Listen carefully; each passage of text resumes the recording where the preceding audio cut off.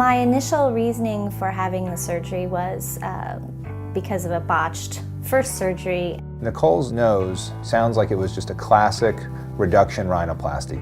She now has the effects of a reduced nose that has aged somewhat poorly. I would say about 5 to 10 years into it is when I started to notice the difficulty in breathing on one side versus the other. The airflow is so turbulent because of her septum being in a poor position that she can barely move air through her nose. I cannot breathe out of that side whatsoever. And then the tip also started to just kind of fall down and kind of resort back to the way it looked to begin with. It was very important to me to find someone who had the solid background in, you know, this particular surgery or in the plastic surgery and not just ear, nose, and throat. Dr. Calvert is doing the rhinoplasties and he's doing the facial reconstruction. He's not spending his time looking in people's ears.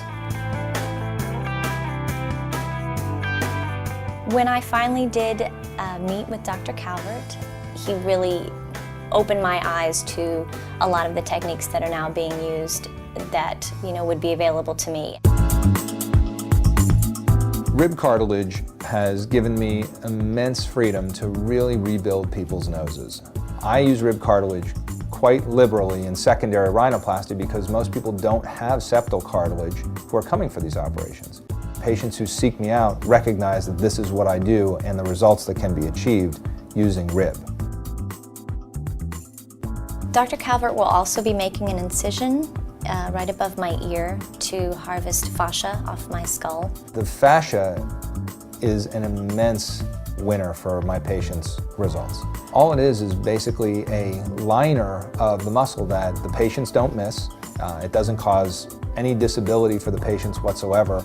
And I have to say that I'm thrilled with the results. The complications are very minimal. This technique has given me a significant edge in terms of the results that I can generate for patients who've had previous rhinoplasty.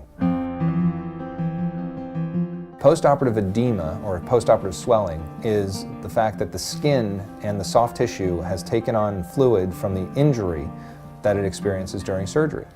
And with that, they really have a nose that does not look like their own. I am very, very aware of just the overall swelling and stiffness of it as if it were a separate entity from my face.